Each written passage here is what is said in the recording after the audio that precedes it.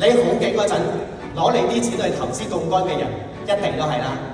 突出有咩事埋嚟對住200萬去照顧你屋企人，有幾多個？第一個好嘅 agent 係真係人哋生命之中嘅貴人，全方位家庭保障。對客戶嚟講，一張危疾係影響緊3代嘅人生。點解啊？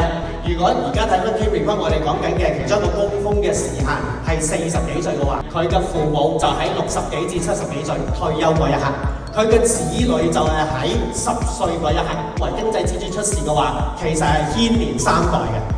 佢嘅父母70幾歲嗰陣，仲要擔驚受怕，再或者佢自己一個長期病患，自己個伴侶係要照顧埋頂埋屋企嘅生活，家憂柴憂米，子女要活喺一個充滿住擔憂嘅環境之下。